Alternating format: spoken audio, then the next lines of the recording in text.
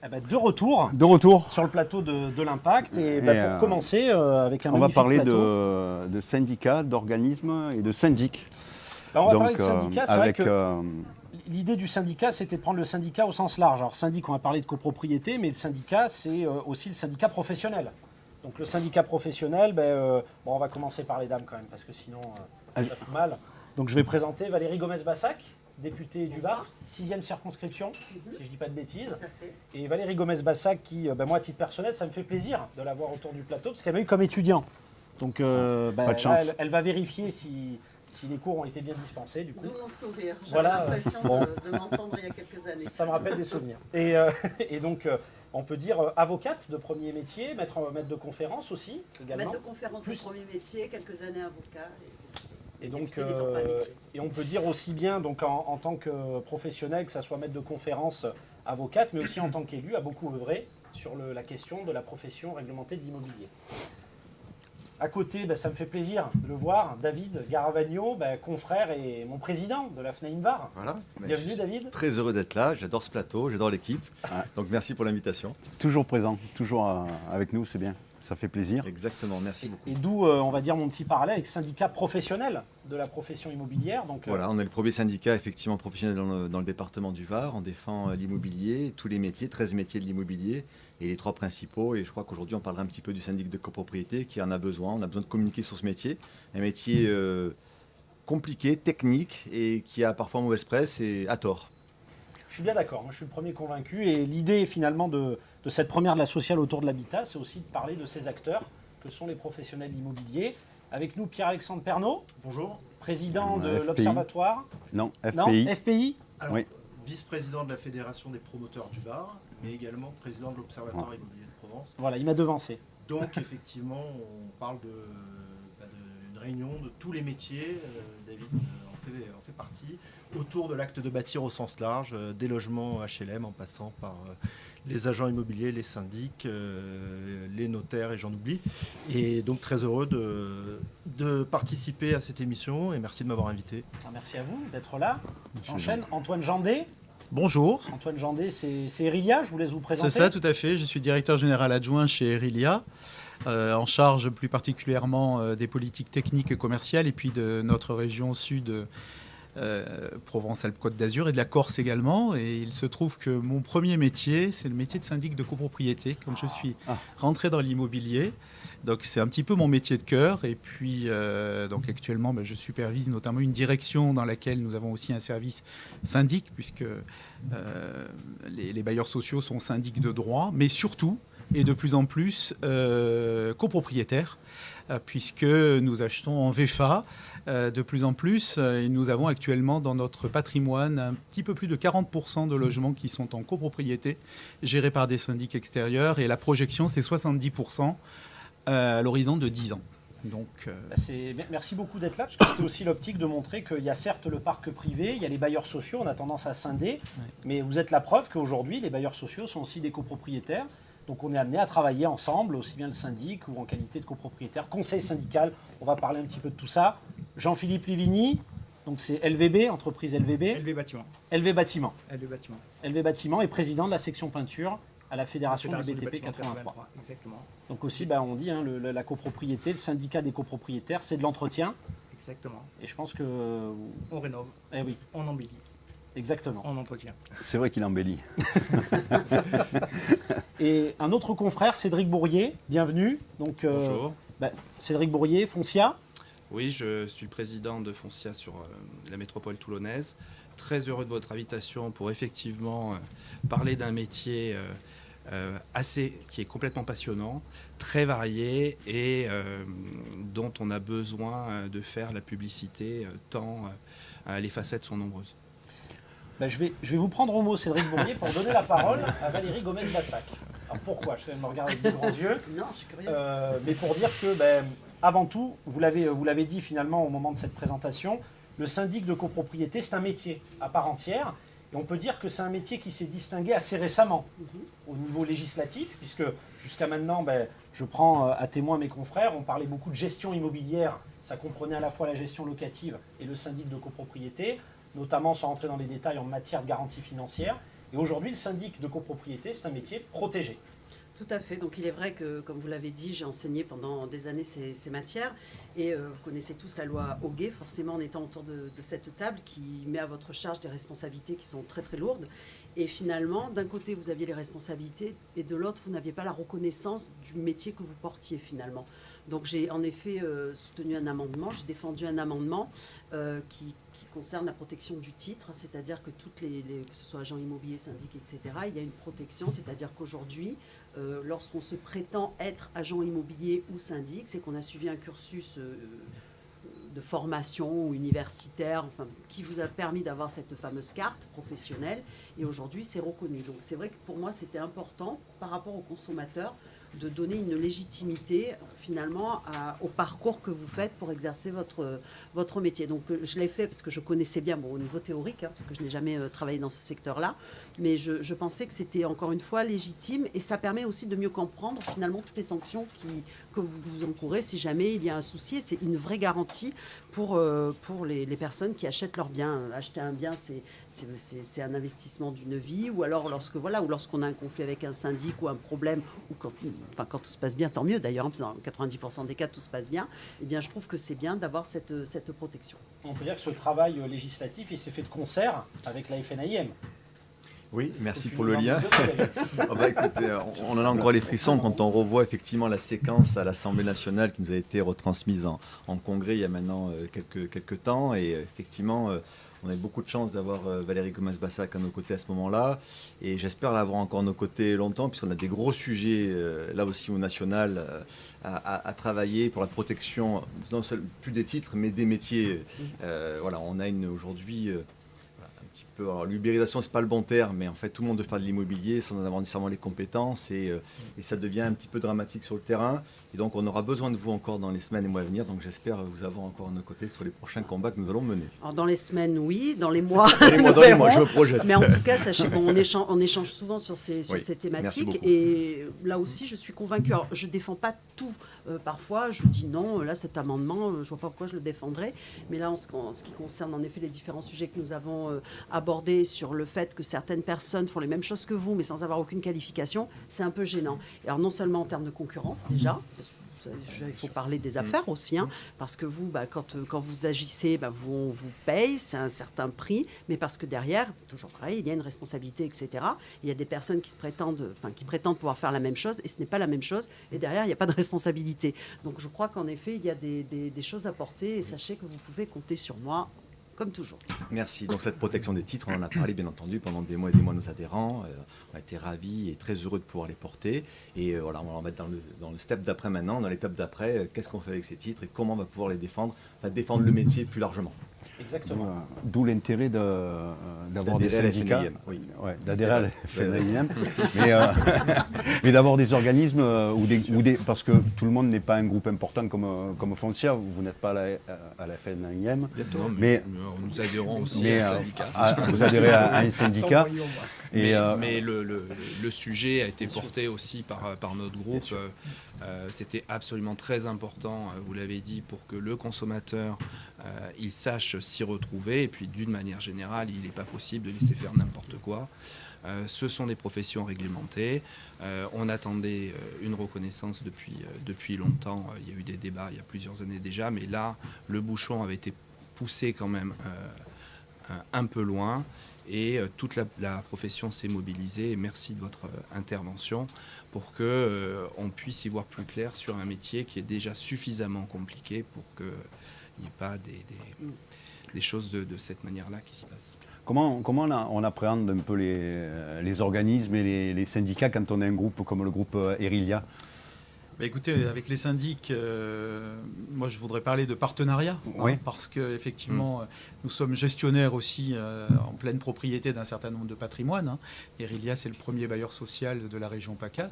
Au niveau national, c'est 65 000 logements. Donc on sait ce que c'est la gestion et surtout la qualité qu'on doit aux locataires. Hein. Moi, je conçois vraiment le partenariat fort avec les syndics. Et c'est pas que des mots. Hein. Je l'ai aussi pratiqué en étant impliqué au conseil syndical. Je pense que contrairement à certaines idées reçues, les bailleurs sociaux peuvent tirer vers le haut, hein, excusez-moi l'expression, mais parfois un certain nombre dans des assemblées générales, etc. Donc pousser des décisions, je parle d'entretien, hein, de maintenance sur le patrimoine. Donc voilà, ça me paraît important effectivement d'avoir ce souci en fait de la qualité du service rendu, tout simplement, qu'on soit locataire ou copropriétaire. Alors je participais moi de multiples assemblées générales, notamment lorsqu'on achetait en VFA dans des secteurs très très résidentiels, où voilà, c'est toujours un petit peu compliqué. Il y a toujours l'appréhension du logement social, de l'occupation, de comment vont être gérées les choses. Mais globalement, lorsqu'on s'investit au conseil syndical et lorsqu'on est partenaire avec le syndic, ça fonctionne. Toi, Philippe, tu as souvent affaire à des syndics pour des rénovations de copro. Quand on travaille en copropriété, oui, effectivement. Ouais. Oui. Et Ça, c'est évidemment, un atout, le syndic? Ah oui, forcément. C'est un intermédiaire déjà avec tous les copropriétaires. Et oui, bien sûr, c'est un atout.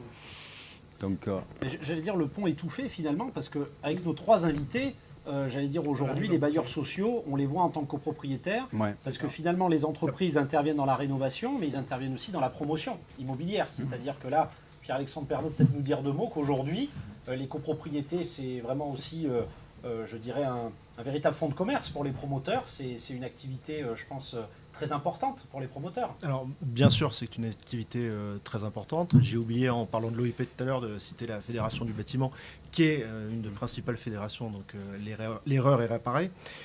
Mais pour nous, la copropriété, c'est une finalité. Donc j'aimerais dire un mot surtout sur, David a parlé de l'étape d'après, moi je vais parler de l'étape d'avant. L'étape d'avant, c'est d'avoir des permis de construire, parce qu'aujourd'hui, si on n'a pas de permis de construire, il n'y aura pas de copro, il n'y aura pas de lot à vendre, et M. Jandé ne me contredira pas, il y aura peu ou pas de logements sociaux. Il l'a très bien dit tout à l'heure, hein, les logements sociaux, 40% du parc existant, peut-être 60%, 70% demain. Pourquoi? Parce que l'immense majorité de nos opérations sont mixtes, et donc les promoteurs privés produisent par définition du logement social. Et aujourd'hui, toutes, quasiment sans exception de nos opérations, sont des opérations mixtes. Et pour autant, on note, hein, c'est pas spécifiquement dans le Var, c'est dans la France entière, qu'on a depuis 2 ans un recul très net sur les permis de construire. Et on est en train de créer une bombe à retardement. Pourquoi? Parce que ça fait augmenter le prix des logements. Ça crée des baisses sur l'emploi, les entreprises, les agences, les syndics, tout ce que vous voulez. Et derrière ça, on a aujourd'hui 2 millions de personnes en France qui attendent un logement social et qui sont sur des listes. 80 000 en région PACA. Je vais vous donner un chiffre qui montre l'effet de cette rareté de l'offre, qui est un véritable problème. Hein, je m'écarte un peu du sujet du syndic, je m'en excuse. En 20 ans, l'inflation, 31%. Le prix de l'immobilier, plus 111%. Donc on comprend bien ce paradoxe. Hein. Dans le Var, dans le neuf aujourd'hui, et je le déplore, on est à plus de 5 000 € de prix de vente. Ça veut dire qu'on n'est plus capable de loger nos actifs locaux. Et donc je reviens sur la finalité. On a besoin d'avoir des copros qui vivent bien. Elles vivent de mieux en mieux, malgré effectivement les difficultés, puisque c'est un phénomène nouveau d'associer de plus en plus la mixité, les logements sociaux. Mais il va falloir vraiment donner un coup de collier sur cette partie-là, qui est d'ailleurs très très absente du débat politique actuel. À part si on fait référence au logement social au travers de la Fondation Abbé Pierre récemment. Et c'est important d'en parler, c'était aussi l'idée de cette première de la sociale, c'était de montrer que l'habitat, c'est on va dire, plutôt qu'un cercle vicieux, c'est un cercle vertueux, c'est-à-dire c'est un véritable milieu immobilier où on a du législatif, on a des syndicats professionnels avec des professions réglementées. Le promoteur, il fait partie intégrante aussi, là on parle de vie en copropriété, s'il n'y a pas de promoteur, aujourd'hui il n'y a plus de copropriété neuve. Le promoteur aujourd'hui permet d'avoir aussi des bailleurs sociaux maintenant en copropriétaire, alors qu'à l'époque c'est vrai qu'on avait tendance à dissocier complètement le bailleur social comme on va dire un monopropriétaire, et il y avait la copropriété. Or aujourd'hui, comme vous l'avez dit Antoine Jandé, les bailleurs sociaux disposent de beaucoup de tantièmes aussi dans les copropriétés, donc vous avez un rôle primordial maintenant dans les décisions. Tout à fait, on a aussi des opérations dans lesquelles on a fait ce qu'on appelle du portage immobilier, donc des opérations où on a racheté des logements dans des copropriétés en plan de sauvegarde, hein, notamment. Pas ici, mais dans le Var, un petit peu plus vers Fréjus. Et ça, c'est important aussi, hein, de pouvoir avoir un apport financier dans la trésorerie des copropriétés. On sait que c'est aussi ce qui compte. Et les bailleurs sociaux sont de bons payeurs. Et c'est dire aussi que les entreprises, aussi, oui. et comme le disait Jean-Philippe Livigny, il y a un véritable fonctionnement, on peut le dire, en partenariat, in fine, avec les entreprises, puisque l'entreprise, elle intervient peut-être en amont, au niveau de la promotion immobilière, Elle va intervenir aussi dans le cadre de ce qu'on appelle l'assurance dommage-ouvrage, par exemple. Donc, les entreprises, elles sont extrêmement importantes là aussi. Et elle va intervenir dans le cadre de l'entretien du parc privé.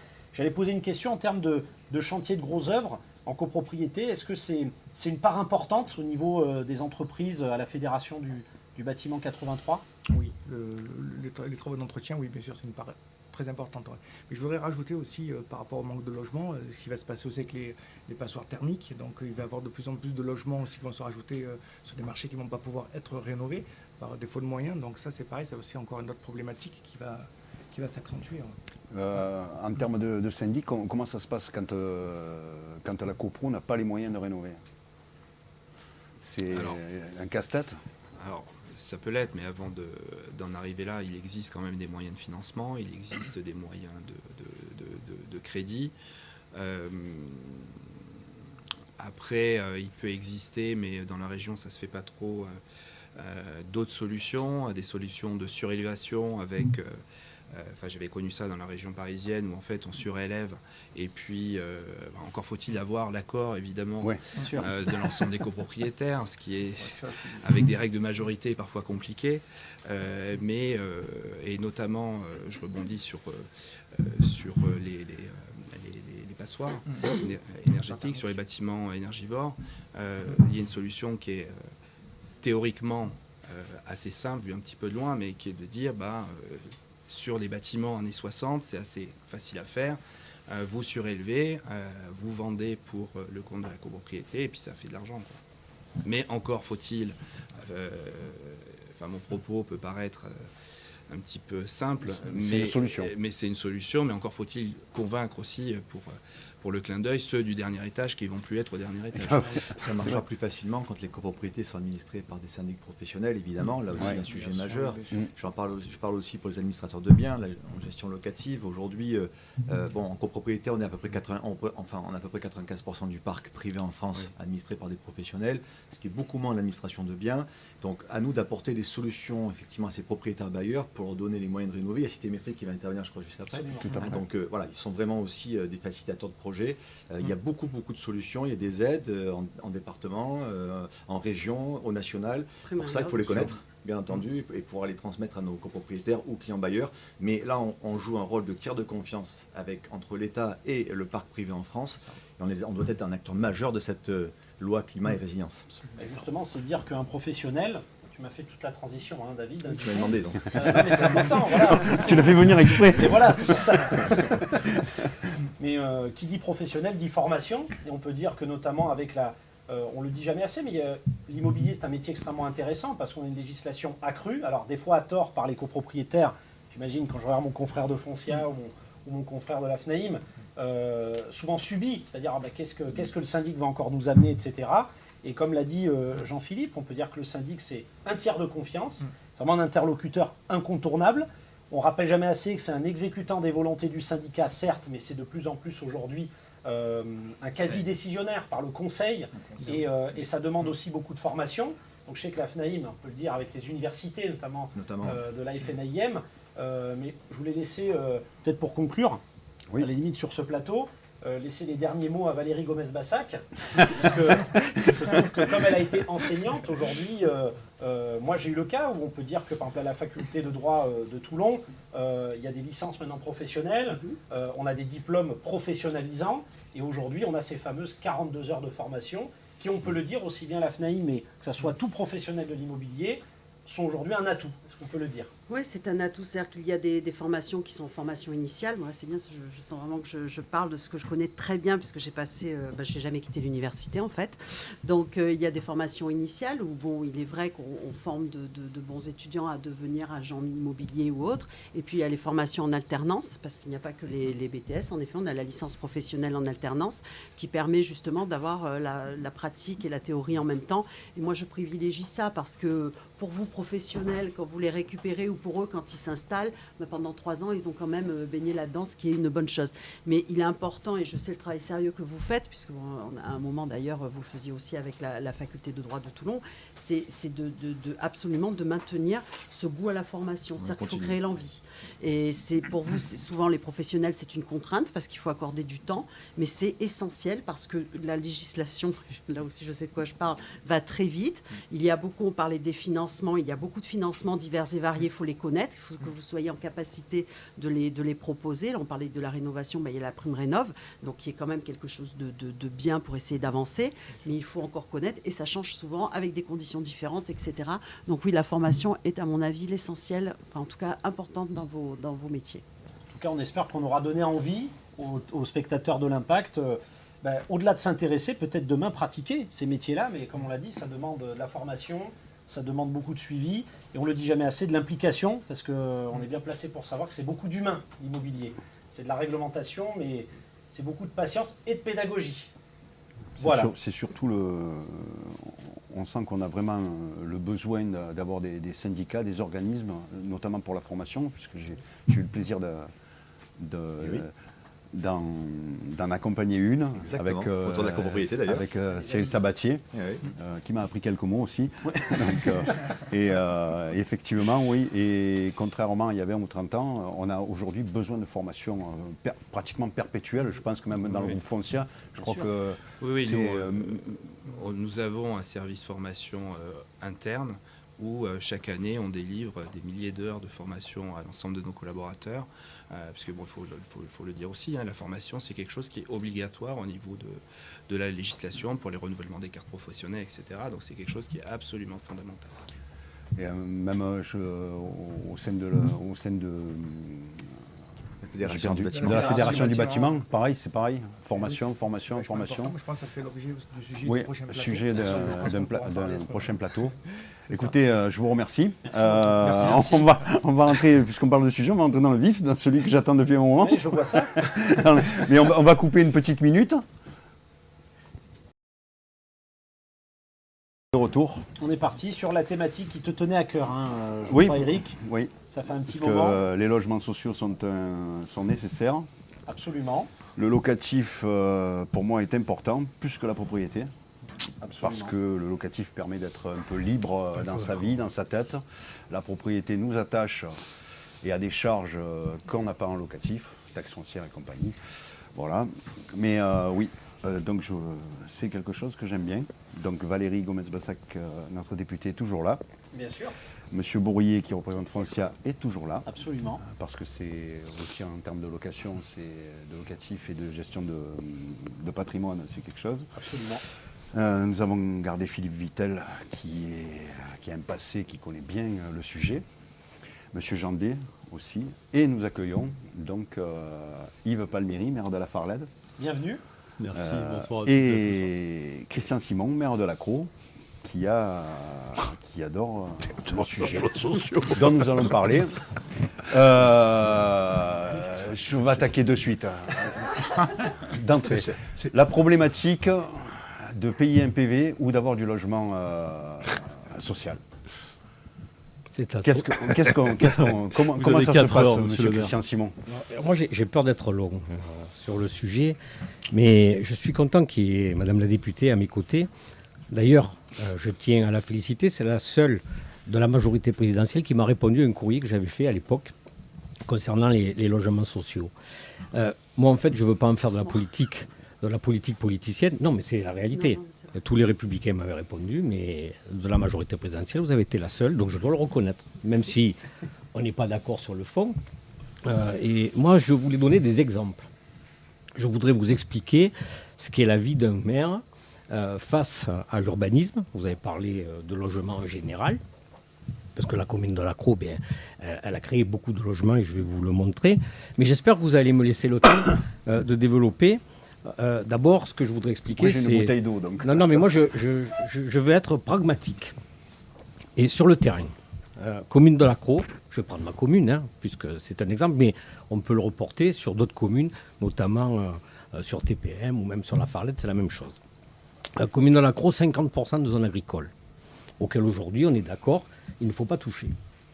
30% de zones forestières et il reste 20% de zones constructibles, sur lesquelles on a de plus en plus de contraintes, vous le savez, inondations, incendies, toutes ces obligations. Mais je vais demander à mon collaborateur qui m'amène un petit document.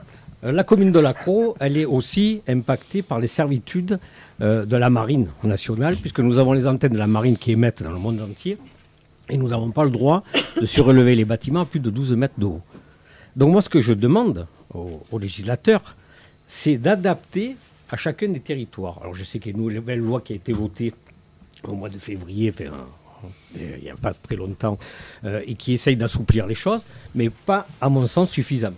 Donc je vais vous présenter quelque chose. Je vais d'abord vous présenter parce que la ville de Lacros, elle est dans les top 20 des communes qui payent le plus de pénalités en France. C'est sorti sur le Figaro la semaine dernière. Ça représente combien le montant? 720 000, mais normalement c'est plus. Comme c'est limité à 5% du budget de fonctionnement, je suis au taquet. Alors, déjà, il faut que je me justifie. Parce qu'on dit c'est les maires non bâtisseurs, ils ne veulent pas construire, ils sont contre le logement social. Moi, je vous prouve le contraire. J'espère que ça va se voir à l'écran. Non, mais laisse-moi faire, Philippe. Voilà, merci. C'était pour t'aider, Christian. Je vous donne. Non, mais je vous donne. J'espère que ça se voit à la caméra. Et je veux surtout que Mme Gomez-Bassac le voit. Vous savez que je suis Voilà. députée, mais il y en a 576 autres. Oui, non, mais je suis d'accord avec vous, mais 577. on est là pour Mais débattre. je vais me régaler quand je vais Voilà, répondre. je voilà. pense. Donc l'évolution du montant de la pénalité de la ville de Lacros, vous la voyez sur la partie haute du graphique. Et puis vous avez en bas, depuis 2001, le nombre de logements sociaux qui a été construit sur la ville de Lacros. Moi, je suis arrivé en 2008. Donc vous voyez que j'en ai hérité, je peux dire hérité, puisque c'était mon père, mon prédécesseur à la commune, de 257, et j'en suis aujourd'hui, là c'était 607 en 2020, et c'est un petit peu plus, puisque M. Jardé, on vient d'en faire encore. Donc vous voyez que les pénalités, elles augmentent plus, tout autant, que le nombre de logements sociaux que j'ai réalisés. Donc je trouve ça déjà injuste. Alors, ce que je souhaiterais aussi vous présenter, parce que j'ai mes petits panneaux, ils datent, je ne les ai pas faits pour aujourd'hui. Il y a M. Bourrier. Non, je les ai pas faits aujourd'hui, je vais vous le dire, c'est ce que j'ai présenté au tribunal administratif contre la pénalité, où d'ailleurs on a gagné. C'est la comparaison de Lacros avec d'autres communes françaises présentant un taux de logement de 6 à 7%. Et les carences. Et vous voyez que Lacros, on est dans le top, là, 17%, avec le Canet dans les Alpes-Maritimes. Vous voyez que même Neuilly est plus bas. Donc, vous voyez que dans le département du Var, on a tendance à être vraiment sanctionné. La troisième planche, que je vais vous montrer. Je me demandais à quoi allait servir Philippe Vittel. Voilà. C'est pour vous présenter comment est malmené le Var. Je m'en suis inquiété auprès de monsieur le préfet plusieurs fois. Nous sommes le département, parce que je fais partie, je suis à l'EPFR, et je vois toutes les communes carencées. Donc j'ai voulu prendre des comparaisons. Les villes carencées, on est autour de 75% en moyenne dans le Var, alors que si vous regardez les autres départements, c'est beaucoup plus bas, alors qu'ils ont des carences les mêmes que nous. Donc ça, je voulais vous le présenter. J'en ai une autre. Philippe, ne bouge pas. Voilà. Ne les mélange pas, Philippe. Moi, je voudrais vous présenter, parce que le logement social, c'est aussi un rapport de ce que la commune peut réaliser pour aider les bailleurs sociaux. Nous vous avons aidé sur plusieurs opérations où on a versé des subventions importantes. Et puis, il y a l'aménagement qui se fait autour. Vous êtes d'accord avec moi que la loi, je trouve qu'elle est mal faite là-dessus aussi, elle n'impose qu'un parking par logement. Moi, j'essaye de vous en imposer 2, vous le faites, mais pas tout le monde le fait. J'ai été obligé de réaliser en centre-ville de Lacros, vous n'avez qu'à y venir, des parkings. J'en ai eu pour plus de 3,5 millions d'euros pour faire des parkings, puisqu'on a fait une opération en centre-ville, on a construit 450 logements, dont 30% de logements sociaux, et on était contraints. Et je vous présente ici... Non, c'est pas celle-là. Ah, pardon. Il a essayé de te perturber dans dans ma démonstration. Je vous montre ici les évolutions des dotations de la commune de Lacros. Ça ne vient pas que de votre gouvernement, ça date depuis quelques temps. Les pertes de dotation de la commune de Lacros, donc en 2020, on était à moins 6 millions de dotations. Donc vous voyez les difficultés des communes. Parce qu'on nous dit tous les jours, c'est pas vrai, les dotations ne baissent pas. Mais si, moi je peux vous prouver qu'elles baissent. Alors, pourquoi je vais vous expliquer tout ça? c'est que la loi, ça a été suivi de plusieurs lois successives. Il faut que je vous explique parce que ça, on ne s'en rend pas compte. Commune de Lacros, elle n'était pas dans le TPM. Était dans l'obligation de la loi SRU, toutes les communes qui étaient dans une agglomération ou une communauté de communes de plus de 45 000 habitants, dont une ville avait plus de 15 000 habitants. Ce n'était pas le cas à Vallée du Gapon. Commune de Lacros rentre dans le TPM. Beaucoup d'avantages, gros inconvénients, la loi SRU. De suite, de plein fouet, nous avons été frappés par cette loi. 2009, il y avait avant un abattement de 5% pour les communes qui a touché la DSU. J'ai perdu la DSU, parce qu'ils ont refait un calcul, ce qui fait qu'au lieu de... Alors à l'époque, c'était 15%, avec un abattement de 5%, ça faisait 10%. Après, on est passé à 25%. Un abattement de 5%, ça fait 20%. Donc c'est une réelle difficulté pour nous. Donc ça, c'était la loi du flot.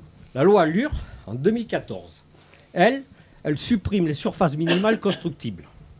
Vous allez me dire, mais qu'est-ce que ça a à voir? Commune de Lacros, beaucoup de zones NB.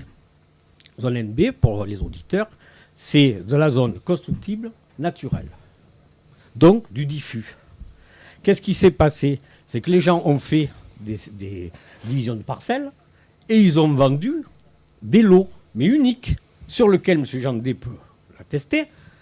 Quand on allait voir Eria, il ne pouvait pas faire du logement social sur ces zones. Donc ça a augmenté le nombre de logements, et je vais vous le prouver à la fin, mathématiquement, mais sans logements sociaux. Et ce qu'on regarde en préfecture, c'est de dire, oui, mais vous avez donné, je ne sais pas, 60 permis, mais vous avez donné que 10 permis de logements sociaux. Mais les logements sociaux, on peut les donner que sur des grandes opérations. Sur les zones NB, c'est impossible. Et en plus, ça s'est aggravé, puisque alors là, j'ai pris les notes, en 2015, on a instauré la taxe spéciale sur les terrains constructibles non construits. Ce qui a obligé les gens aussi à faire du logement supplémentaire, toujours dans les zones NB, avec des divisions de parcelles, ce qui a encore augmenté cette carence. Voilà les difficultés des villes. Et ça, personne ne veut le prendre en compte. Ce que je dis, c'est vrai. Alors, la commune de Lacros, elle a réalisé du logement pour des actifs. On ne peut pas dire que la commune de Lacros, c'est Neuilly ou Cannes. Donc, si je vous présente ce qui a été fait, parce que je sais que les gens du bâtiment qui sont représentés ici disent il faut du logement, il faut du logement. Je vous montre la population sur la commune de Lacros. En 5 ans, sur les 5 dernières années, ce sont les chiffres que vous pouvez vérifier, Lacros a pris 11,35% de population. La deuxième commune de TPM, ça doit être La Valette, si je me souviens bien, elle est à côté à 10,73. Et Toulon, 7,36. Donc, on a joué notre rôle de pouvoir loger des actifs, ce qui était le cas à Lacros. Vous avez vu qu'il y a des études qui sont sorties dernièrement sur les journaux. On a beaucoup d'actifs sur la commune de Lacros. On a joué un rôle. La deuxième chose qui pose problème, c'est que nous avons beaucoup de logements en centre-ville qui ne sont pas des centres-villes vraiment paupérisés, sur lesquels les loyers sont modérés et qui ne tiennent pas compte non plus de dire ça pourrait être apparenté à du logement social. On avait aussi d'autres solutions. Le bien vivre chez soi, qui était un dispositif mis en place par TPM pour les vieilles maisons que les gens réhabilitent afin d'en faire du logement social. On a fait une publicité énorme, on a réussi à en faire un dans la commune de Lacros. Donc voilà les difficultés auxquelles on se confronte. Alors vous allez me dire, oui, bon, vous avez dit vos difficultés, mais qu'est-ce que vous pensez faire? Et moi je dis qu'il y a des solutions.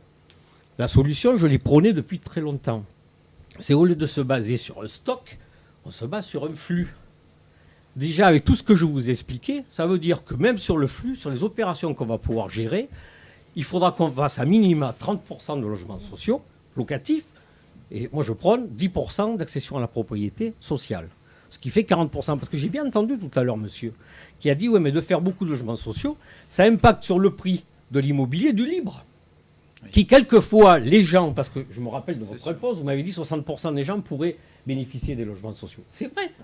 Mais ils pourraient aussi pouvoir acheter si le prix du foncier ne montait pas, parce que artificiellement, on fait monter le prix du bâti. C'est la réalité, il faut le dire. Moi, à Lacros, pour pouvoir équilibrer les opérations, on prend un ensemble. Je crois que la DDTM vous donne je ne sais plus combien par logement permis à la construction. C'est 1 800 €, je crois, le mètre. C'est ça. Donc, c'est pas possible. Donc, on fait payer aux autres pour pouvoir équilibrer les opérations. Et on crée artificiellement une augmentée du prix des appartements, ce qui fait que d'autres personnes qui auraient pu acheter dans le livre, ils ne peuvent pas. Donc voilà, moi, c'est la démonstration que je voulais faire. Elle n'est pas dogmatique. Moi, j'ai jamais dit que j'étais contre le logement social. J'y suis pour, mais il faut que ça puisse se faire dans le temps. Alors on me dit, en 2025, commune de Lacros, on prend le total des logements, un peu plus de 8000, et on me dit, il faut que vous fassiez 1900 logements sociaux en 2025. Ça s'est assoupli, je le concède, mais on ne sait pas jusqu'à quand. Est-ce qu'il n'y a pas de limite? Ça veut dire qu'à Lacros, je donnais 100 permis de construire par an, en moyenne depuis 2008. Pour arriver, si ça avait été en 2025, il aurait fallu que je construise 388 logements sociaux par an. Si je considère que c'est 40%, il fallait que je fasse près de 970 logements par an. Vous qui êtes de la profession, vous croyez que c'est possible? Et puis après, il y a l'admissibilité de la population. Oui, c'est ça. Moi, la commune de Lacros, tout le monde le dit qu'elle a explosé. On nous traite de bétonneurs. Et les gens, ils ont envie de vivre dans un site agréable. Et qu'ils ils admettent au fur et à mesure cet agrandissement de la commune, avec les services. Et les services, c'est qui les paye? C'est encore la commune. Donc moi, c'est ça que je défends. Et on n'est jamais écouté sur le sujet. Si, alors j'ai les juges qui m'ont écouté, c'est vrai. Ils m'allègent la pénalité. Mais c'est une réelle difficulté. Donc, c'est ce que je demande aux législateurs, c'est cette différenciation. Lacros, ça ne ressemble pas à une autre ville. Hier, on ne ressemble pas à une autre ville. On a nos difficultés, nos contraintes, et puis l'admissibilité des gens à voir arriver des nouvelles populations. Ça, il faut le comprendre. Vous savez combien elle est? Ma demande de logements sociaux sur ma commune, affirmée par la DTM, 300. Et on me demande d'en faire 1900. Voilà, donc c'est simplement ce que je voudrais dire. Et je fais une démonstration, ce n'est pas de la politique. J'explique les choses, les difficultés des maires. Donc aujourd'hui, on paye une pénalité. J'ai été dans l'obligation, pour pouvoir payer la pénalité, de refaire une épargne. J'ai augmenté les impôts de 25%. Et je l'avais annoncé avant les élections. C'est vrai. Voilà. Donc voilà ce que je voulais dire. Eh bien, merci. C'était important d'en parler parce que, comme l'a dit Monsieur le maire, l'idée, même si c'est toujours un sujet qui a tendance à être exacerbé, évidemment, parce que dans la presse, on parle beaucoup de ça et ça se politise très rapidement. Nous, l'objectif, en tout cas sur cette première de la sociale, c'était au moins d'initier un petit peu les spectateurs sur cette question, parce qu'on sait que les maires sont en première ligne, mais mis à part, malheureusement, des fois une tribune dans la presse là-dessus, c'est pas toujours très bien compris. Donc c'était important que vous puissiez avoir ce petit temps aussi pour en parler. Et effectivement, je pense que tu veux laisser la... Non, je voudrais juste dire à M. Palmieri, qui Bien est sûr. maire de la Farlède, qui Absolument, vient de perdre son temps de parole. Tout à fait. Qui a été pas grave, bien je reviendrai. à M. Christian Simon. Ce sont des communes voisines, en quelque sorte. C'est ça. Et je voudrais intervenir à la fin, si on peut me permettre, parce que j'ai des idées pour le législateur. Voilà. Oui, Comme vous voulez. oui, ouais. Alors, laissez, je voilà, au moins la réponds. réponse à- Alors, tout à Valérie d'abord, Pécresse. je suis contente que les lois aient été bien retracées, parce que, comme vous l'avez dit à juste titre, la première loi SRU, que nous étudions à l'époque, en fait, pas vous êtes arrivé après moi, mais c'était 2000. C'était 2000, et tous les changements ont eu lieu jusqu'en 2015, c'est-à-dire avant mon gouvernement, avant ma majorité présidentielle, et donc bien avant moi. J'ai pas eu de mandat locaux avant, donc j'ai pas été maire. Cependant, c'est une problématique que je connais bien. Vous m'aviez interpellé, certes, je vous avais répondu, mais j'ai aussi, moi, des interrogations. Je me pose certaines questions. Déjà, les difficultés, je les entends. Il y en a même d'autres. Moi, je connais un maire sur ma circonscription qui vient d'être élu. Il y a eu une inertie pendant 30 ans, pas de logements sociaux pendant 30 ans. Il met tout en œuvre pour essayer de faire les logements sociaux, mais il va lui falloir quand même un certain temps pour récupérer tout passif. Et il se prend en même temps l'amende. Donc c'est vrai que ce sont des situations qui sont difficiles, d'où des conventions qui ont été mises en place entre l'État et les communes pour essayer de trouver des solutions.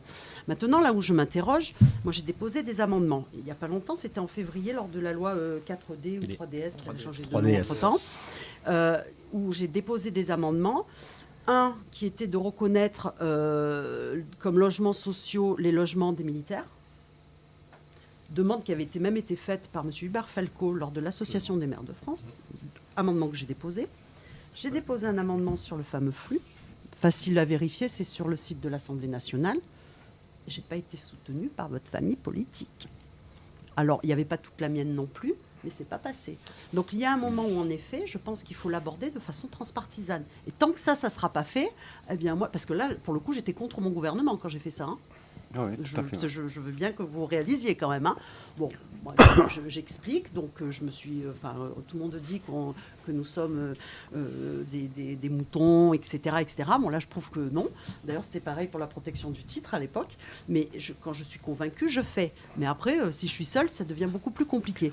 Donc, voilà, je trouve que sur ça, il y a, oui, des avancées à faire. De la même façon, il y a d'autres exemples. Quand on est au niveau du littoral, moi, j'ai des communes comme le Castellet, la Cadière, où il y a tous les viticulteurs autour. C'est compliqué parce qu'il y a beaucoup de terres. Alors, il ne faut pas toucher les terres, mais en même temps, il faut des logements sociaux.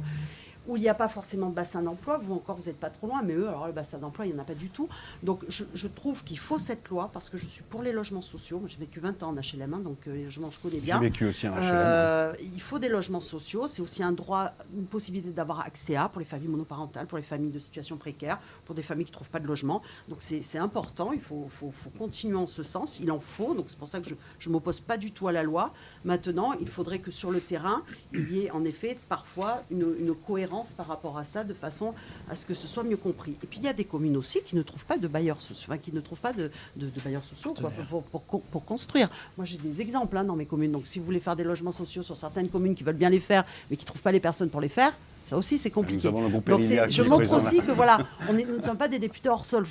J'en suis consciente, c'est compliqué.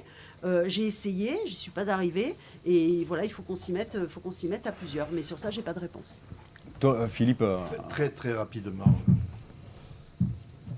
Cette loi, tu as parlé de cohérence, Valérie, et finalement, elle a accumulé les incohérences au fil du temps.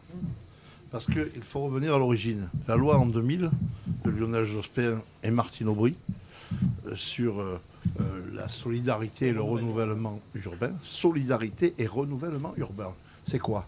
C'est de découvrir qu'en France, on a des cités qui ont 40 ans, qui sont dans un état déplorable et qu'il va falloir les rénover.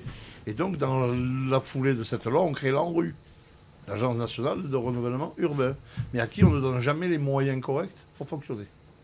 Et cette loi, première incohérence, n'inclut pas les rénovations des immeubles dans le cadre des 20%. Et pour vous donner l'exemple le plus flagrant, Toulon, Hubert Falco est élu maire en 2001, il a 14% de logements sociaux, on lui dit il faut monter à 20. Et quand il voit l'état des logements sociaux, il dit non, ma priorité c'est de les rénover. Et il a investi énormément d'argent pour la rénovation, tout en même temps étant pénalisé et devant payer cette amende parce qu'il ne construisait pas du neuf, alors qu'il a quand même construit du neuf, puisque dans son premier mandat, il a fait 4500 logements sociaux neufs. Incohérence.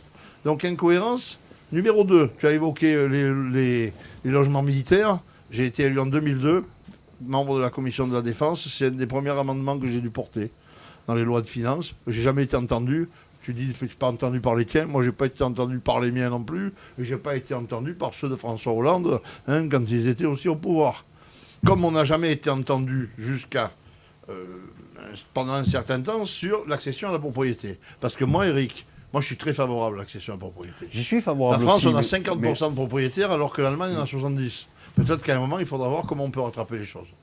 Et je crois, par expérience, que lorsqu'on a amené parfois des logements dits sociaux, et je vous dirai ce que je pense de ce terme qui m'insupporte, comme celui de carence qui m'insupporte aussi, quand on a amené dans ces rénovations des logements qui étaient sociaux à l'accession à la propriété, on s'est rendu compte d'un coup qu'il y avait beaucoup plus de respect entre habitants, de respect des infrastructures que l'on confiait aux divers habitants. Donc il faut réfléchir à ces sujets-là. Troisième sujet, tu l'as très bien évoqué, c'est le stock et le flux. Mais c'est une anomalie majeure. C'est sur le flux qu'il faut calculer ces pourcentages.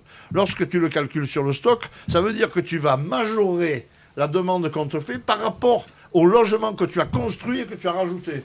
C'est complètement, totalement incohérent. Voilà les points sur lesquels il faut insister et réfléchir pour l'avenir, parce qu'il faut surtout loger les actifs. On est dans le département du Var, mes chers amis. Le seul obstacle et l'obstacle majeur au développement économique du département du Var est le logement des actifs. Alors ce terme logements sociaux, arrêtons, il faudrait réfléchissons à comment on peut les appeler différemment. Parce que vous savez que, comme on l'a dit, 70% des gens sont éligibles. 60. On est éligible jusqu'à 4 800 € de revenus par mois à des logements sociaux. Mais ils ne les ont En pas. plaie et dans diverses dispositifs, mais ils ne les ont pas. Donc il y a quelque chose à revoir, fondamentalement, pour que déjà on abandonne ce terme, parce que ce terme de logement social, pour moi, il dévalorise l'image du logement que l'on construit, comme il dévalorise l'image de celui qui l'occupe. Dernier point, et je m'arrêterai là. C'est fort là. On a tendance, fait fort. et certains tribuns politiques s'en font les choux gras, de mélanger cité et logement social. Et donc d'associer des choses d'une façon difficilement supportable, qui mettent la mauvaise image sur le logement social, puisqu'il est assimilé à tout ce qui peut, dans une cité, dans un ghetto, se passer d'anormal. Bon, il faut aujourd'hui travailler à cette image-là et expliquer que le logement dit social, que j'espère qu'on appellera autrement, est quelque chose de très vertueux et de totalement nécessaire à notre pays, et qu'il n'a rien à voir avec les échecs majeurs, des politiques de vie dans les cités difficiles. Et ça, je crois que politiquement, il faudrait qu'il y ait quelqu'un qui porte une parole forte là-dessus. Alors, avant de laisser la parole à monsieur le maire de la Farlède, c'est vrai que c'était important de... Même si, encore une fois, comme je l'ai dit en amont, c'est souvent un sujet qui est très exacerbé parce qu'il amène le volet politique. Mais déjà, je vous remercie beaucoup, déjà, dans la mesure du possible, de l'effort que vous avez fait pour rester dans un cadre législatif, dans un cadre juridique, dans la mesure du possible. C'est vrai que, par exemple, on parlait tout à l'heure de syndicats, de syndics. La loi solidarité renouvellement urbain, on a tendance à la focaliser sur le volet logement social, public, bailleurs sociaux. On oublie que c'est aussi une question... Non, elle n'est devenue qu'un pourcentage aujourd'hui. SRU, 25%. Non, mais il y a 25% SRU. Non, Voilà comment on voit cette loi est vécue et vue aujourd'hui. Mais je rebondis sur ton Avec ce propos, terme Philippe. de carence dont on n'a pas parlé, qui est affreux. Mais je rebondis sur ton propos. Tu as parlé notamment de rénovation et dire que, par exemple, dans le cas de la copropriété, je me tourne vers Cédric Bourrier, par exemple, on sait que la loi SRU a eu une implication importante dans le cas, par exemple, des règlements de copropriété. Il y a eu toute une partie rénovation, des questions de travaux. Alors c'est vrai que c'est étonnant parce que... Ça coûte très cher. Ben, c'est ça. Et ça coûte très cher. Oui. Tout à fait. Et on n'arrive pas à équilibrer les opérations. Mais c'est ça qui est assez surprenant. C'est vrai que des fois, à tort, peut-être cette loi SRU, on est focalisé sur la question du logement social, mais elle ne porte pas que sur le logement il y a social. beaucoup de dispositions Moi, je peux en intérieures. témoigner en tant que professionnel. Je pense Cédric Bourrier également. La loi SRU a eu des implications en matière de droit immobilier en général, même dans le parc privé. Peut-être deux mots là-dessus, Cédric. Déjà, je voudrais rebondir sur ce qui a été dit, puisque nous, on gère plutôt le secteur privé, mais Bien pas sûr. que, puisqu'on gère un petit peu moins de 10 000 logements sur la métropole. Mais donc, on gère du logement privé, mais on gère aussi du logement avec des plafonds de ressources au travers du secteur Pinel. Et on disait précédemment qu'il y avait un déficit de production de logements neufs.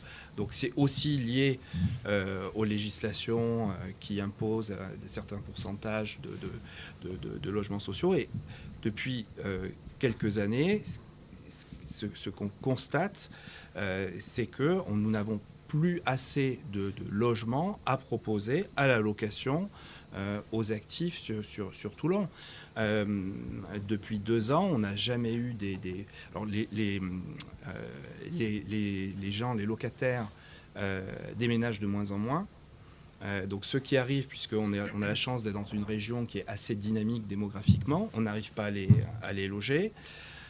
Donc c'est un vrai problème et je n'ai jamais vu des taux de vacances locatives, désolé du terme, c'est un terme qui n'est pas très joli, mais aussi faible. C'est plus joli que 40. Voilà. Mais voilà, donc on a un vrai sujet qui est lié avec la partie sociale. Et pour le coup, la partie privée aussi vient contrebalancer au travers des dispositifs, par exemple Pinel, les difficultés du logement social.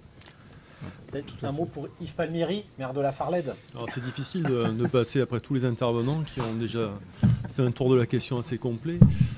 On pourrait peut-être proposer de nouvelles idées. J'ai remarqué qu'il y avait 3 100 000 logements vides en France. Donc le parc privé est laissé de côté parce qu'il y a un matraquage fiscal, notamment contre les propriétaires bailleurs. Donc c'est dommage de se priver de ce pool de logements et de constater qu'il y a un manque effectivement d'appartements, de maisons pour la plupart des habitants de notre secteur. La fiscalité pour le propriétaire bailleur aujourd'hui, c'est scélérat. Je veux dire, on a la CSG qui n'a fait qu'augmenter depuis la création de Lionel Jospin, qui est à 17,2%. On a l'impôt sur le revenu qui dépend là, du revenu du propriétaire. On a l'impôt foncier qui n'est payé que par le propriétaire. Cet impôt foncier mécaniquement va augmenter puisque la taxe d'habitation a disparu. C'est donc le propriétaire une nouvelle fois qui va être le méchant dans l'histoire qui va payer. La taxe GEMAPI va être impactée aussi que sur le propriétaire. La succession éventuelle, la plus-value s'il a eu la chance de voir son bien légèrement majoré, ce qui n'est pas forcément toujours le cas. Et puis surtout, il est laissé orphelin, ce propriétaire bailleur, devant des situations face à des locataires parfois malveillants qui se retrouvent face à un appartement dégradé avec des impayés de loyers colossaux, parfois en toute bonne foi du locataire, mais parfois en toute mauvaise foi. Donc délaisser, matraquer le propriétaire bailleur, je trouve que c'est une ineptie au regard de ce qu'on a dit jusqu'à présent. On construit du neuf, on construit. C'est bien, le BTP, c'est une charnière économique en France, il faut la soutenir. Mais lorsqu'on a 3 millions de logements vides et qu'on sait pourquoi, parce qu'on a laissé les propriétaires bailleurs tout seuls face à une problématique qui les a dissuadés de continuer à louer, certains préfèrent même payer la taxe pour absence de locataires, on se prive de 3 millions de logements qui nous rendraient bien service aujourd'hui. Alors peut-être qu'au lieu de construire autant de logements sociaux, on pourrait en construire un petit peu moins et allouer des aides supplémentaires aux locataires pour pouvoir rester dans le privé là où ils sont ou accéder à un logement avec une pièce supplémentaire lorsqu'il y a un changement familial, et ça permettrait de soulager un peu la collectivité. Parce qu'aujourd'hui, une commune, c'est bien, on a déjà du mal à équilibrer effectivement une opération de construction de logements sociaux. Mais derrière, il faut construire les équipements qui vont avec. Christian parlait de parking, il faut construire des écoles, il faut construire des routes, des réseaux, il faut faire des espaces verts. Il faut qu'il y ait plus de place en crèche aussi. Et là, l'État disparaît complètement des radars, c'est-à-dire qu'aussi bien en équipement qu'en fonctionnement, la commune va constater budget après budget une hausse de ses dépenses sans aucune recette en face. Alors certes, on n'a pas eu ou moins eu de pénalité si on a construit des logements sociaux, mais on se retrouve avec une pénalité finalement insidieuse qui est celle de la hausse du coût de fonctionnement. Donc pour moi, les communes sont trop laissées orphelines face à cette compétence du logement qui est avant tout une responsabilité de l'État. C'est bien de décentraliser, c'est bien de responsabiliser les communes. La loi SRU, la loi Duflot, c'était à l'origine une nécessité, parce que vous l'avez dit, Madame la députée, trop de maires ont laissé effectivement pendant tant d'années ce logement social et cette nécessité de construire à l'abandon. On s'est retrouvé avec des communes sans logements sociaux, avec un nombre totalement marginal. C'est vrai que c'était une dérive contre laquelle il fallait intervenir. Mais aujourd'hui, le bâton est tellement fort que les communes se retrouvent prises en étau jusqu'au moment où effectivement les coûts de fonctionnement seront tels qu'on va se retrouver avec un autofinancement négatif, on n'investira plus. C'était l'occasion pour nos spectateurs de montrer que voilà, c'est un petit peu l'idée aussi, Eric, comme tu le disais, que plutôt que de cantonner une question de logements sociaux uniquement, c'est de montrer que le parc privé, d'ailleurs vous l'avez dit, même également Valérie Gomez-Bassac, monsieur le maire de Lacroix également, que le parc privé a un rôle à jouer. Oui. Et on en parlait avec le premier plateau où aujourd'hui on voit par exemple, des copropriétés privées avec des bailleurs sociaux qui sont maintenant des copropriétaires. C'est important, et là on en profite, on a Erilia avec nous. Quel est un petit peu votre avis aussi, puisque là, les bailleurs sociaux, vous êtes en plein dans la question. Alors, beaucoup de choses qui ont été dites que je partage complètement, juste pour rappeler qu'un Français sur 5 a habité en logement social et que sur TPM, nous avons 75% de la population qui est éligible au logement social. Le plafond classique du logement social, le PLUS, c'est pour une personne seule 2 000 € net par mois. Donc, ça laisse une certaine marge. Moi, ce que je voulais dire, c'est que effectivement, vous avez parlé du parcours résidentiel, c'est important. Le parcours résidentiel, c'est la possibilité qu'on peut offrir aux locataires de devenir propriétaires ou de construire aussi des programmes à coût maîtrisé. C'est effectivement ce qui manque, aussi pour fidéliser les personnes et remplir notre mission. Je pense qu'il faut aussi se dire que les bailleurs sociaux ont aussi un rôle à jouer en qualité d'ensemblier social, c'est-à-dire les bailleurs sociaux, en tout cas Erilia, On produit aussi du logement libre intermédiaire. On peut produire des opérations mixtes avec de l'aménagement, avec du bail réel solidaire. C'est aussi un nouveau produit qui permet une accession à la propriété à coût maîtrisé. Donc c'est un ensemble de choses qui font qu'effectivement on peut avancer. Et sur la taille des opérations, en préparant l'émission, Erilia, c'est 2600 logements sur TPM et 500 logements neufs produits ces 5 dernières années, sur 15 opérations. Ce qui veut dire que les opérations moyennes, c'est 30 à 40 logements. Donc on est très très loin de tout. Moi je voudrais démystifier un peu.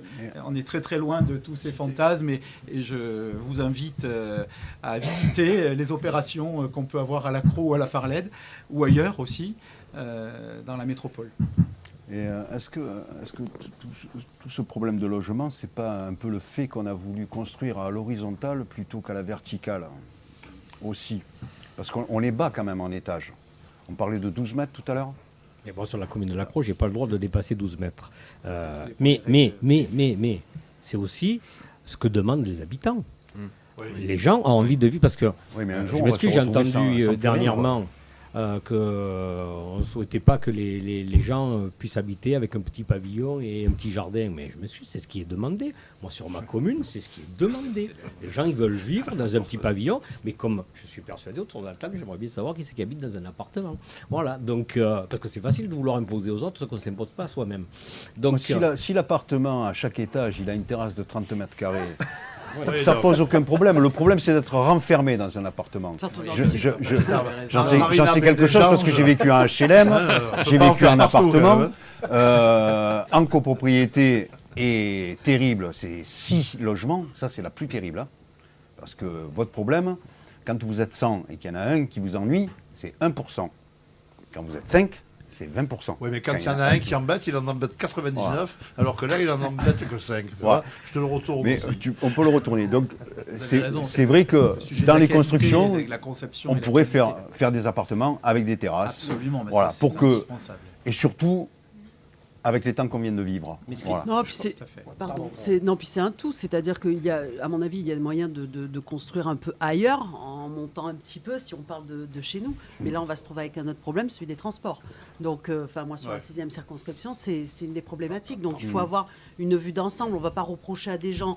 Je ne supporte pas les oppositions. On ne va pas commencer à reprocher aux gens d'être dans des villas ou à d'autres d'être dans des appartements. Chacun vit où il a bien envie de vivre et où il peut vivre. J'ai une maison, il y a un bâtiment à côté, je vais faire un courrier pour le faire abattre. Mais il faut se rendre compte aussi qu'il y a une demande forte en matière sociale et qu'il ne faut pas oublier toutes ces personnes qui n'ont pas les moyens et continuer en ce sens. Mais encore une fois, il faut que ce soit cohérent en termes d'emploi, de déplacement, on est quand même dans une etc., société etc. de partage.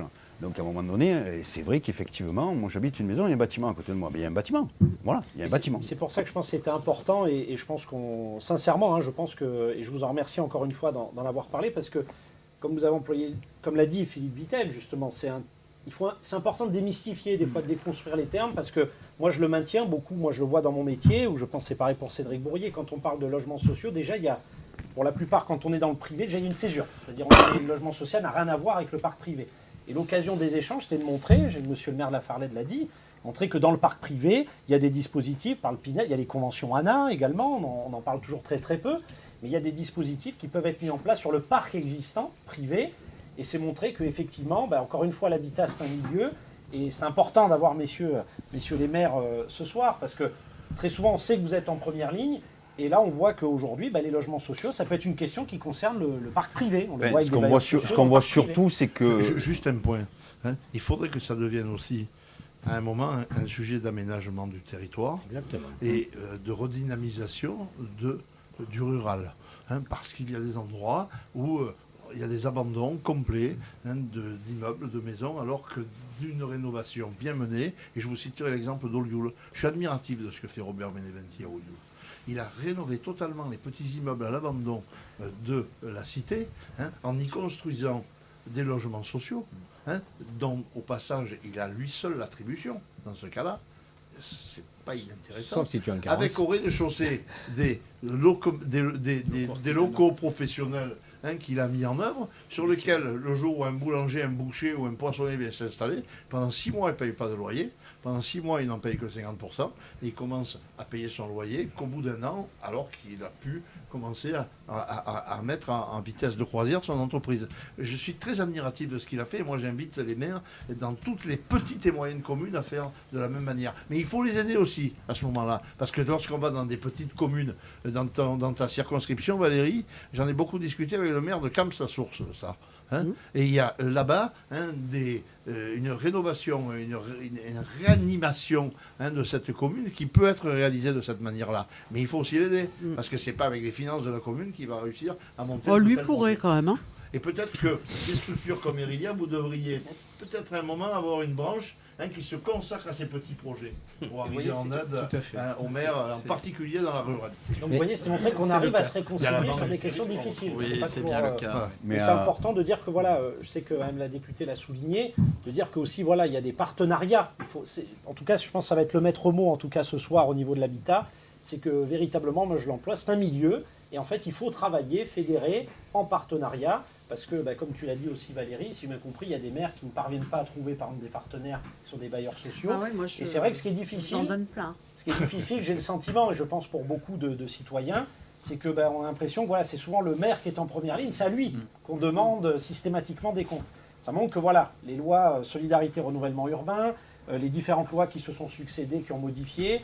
Même dans le parc privé. Tu comptes faire de la politique? Et non, pas forcément. Non, j'aime beaucoup mon métier. Mais et on n'a pas parlé d'attribution. On pourrait parler d'attribution parce qu'il y a aussi des choses à dire. Il y a beaucoup de choses à dire. La commune porte énormément financièrement les projets et se voit finalement la possibilité d'attribuer que 10 à 20% à la base de logements au travers de commissions dans lesquelles la mairie n'est pas majoritaire. Donc, contrairement à l'idée reçue, le maire n'attribue pas de logement social. Ça, c'est important aussi, parce que les gens viennent nous voir comme si nous étions les messies. Sur le logement social, on explique le cheminement, c'est important de le dire. La plus grosse partie des contingents ne sont pas communaux. La préfecture en a 30%, Action Logement, les différents ministères. Les DALO. J'en oublie, les DALO, c'est dans le contingent préfectoral, effectivement. Mais ces attributions-là, aujourd'hui, sont tellement faibles pour la mairie qu'on perd là aussi un levier qui pourrait donner à ce logement social plus de sens en maintenant des gens sur un territoire où ils sont déjà installés. Ils ont un réseau relationnel, associatif, fréquentent les commerces, ils ont leur famille. Et on se retrouve avec des gens qui viennent parfois de plusieurs dizaines de kilomètres et qui, eux, n'ont pas ces repères-là. Donc c'est dommage, ça enlève du sens au logement social. Lorsque les locaux se voient attribuer une plus grande partie de logements sociaux, l'acceptabilité augmente. Et ce combat-là, pour justement l'acceptation des logements sociaux, se rapproche un peu plus de la victoire. Merci beaucoup en tout cas. Si vous me permettez, je voudrais quand même rajouter quelque chose. C'est que d'abord, il faut que ce soit accepté par nos concitoyens. Mais nos concitoyens, vous savez, ils nous élisent au travers de programmes. Et aujourd'hui, il faut savoir qu'un maire, s'il veut appliquer la loi, il n'est plus maître du nombre d'habitants qu'il souhaite avoir sur sa commune. Puisque si on lui impose 25% et on lui dit c'est 25%, il doit y avoir la mixité sociale, c'est 40%. Donc vous additionnez, ça fait de la construction de partout. Et c'est pas ce que les gens veulent. Après, vous me dites, il faudrait essayer de développer, mais il y a les problèmes de transport dans les zones plus rurales. Oui, non, mais on est d'accord. Mais il arrive aussi un moment, vous le voyez bien, dans les grandes métropoles, on est complètement asphyxié par la circulation. Peut-être qu'à force de tout concentrer sur des hypercentres, on se retrouve dans ces difficultés. Voilà. Et après, les logements d'actifs, je suis totalement d'accord avec toi. C'est une réelle difficulté pour que nos actifs puissent se loger. Et là où je suis vraiment, je trouve que c'est vraiment important, le parc locatif privé devrait être beaucoup plus aidé. Il pourrait y avoir des lois qui fixent des plafonds de loyer. Et si vous louez avec ce plafond de loyer, vous avez des déductions fiscales qui pourraient être intéressantes. Il existait à un moment donné le d'euro bien, qui était quelque chose de pas trop mal, où je me rappelle à l'époque c'était limité à 10 ou 12 euros le mètre carré de location, et vous pouviez déduire, et ça permettait à des gens de se loger. Et en plus, on peut donner aussi une aide directe aux locataires. Et là, on peut trouver des réponses. Écoutez, on va peut-être conclure sur ces mots-là, non ? On va malheureusement c'est passionnant et n'oubliez pas, je pense que Il faut prévoir les infrastructures de vie. Il est les intéressant crèches, de les écoles, faire un les Ce que je sujet. disais, les équipements. Il est intéressant de faire un sujet global parce qu'il y a l'aménagement du territoire, il y a aussi l'environnement que j'ai eu le plaisir de débattre avec Yves Palmieri, qui va mener des actions sur sa commune. Donc, c'est un sujet global et je pense qu'il faut penser département et région et de poser des pôles, j'en sais rien, pôles mécaniques dans un endroit qui va être un bassin d'emploi avec un bassin de logement pour ne pas déplacer les populations. Aujourd'hui, c'est vrai qu'on est asphyxié. La qualité voilà. de vie, ça passe très étroitement par l'urbanisme. Puis on a une région qui est victime de son succès. Hein. Ah oui. Géographiquement, tout le monde veut venir, les retraités, les On peut en étudiants, témoigner, la on a famille. On peut en témoigner. Le chiffre de la FNAIM Var et- depuis 2016, c'est que le département du Var a accueilli le plus de nouveaux habitants fait. sur toute la région Et PACA. permettre aux élus de pouvoir contenir cela. C'est-à-dire de décider la population qu'ils veulent et qu'ils le présentent à leur population. Merci beaucoup en tout cas. Merci beaucoup. Merci à vous. Et on va garder Christian et M. Bourrier à qui nous allons parler après de sécurité Et responsabilité. Sur quoi? sur le logement et et l'environnement. Oh, grave. sécurité, responsabilité. J'ai vu la responsabilité. Merci encore en tout cas. Merci à vous. Merci.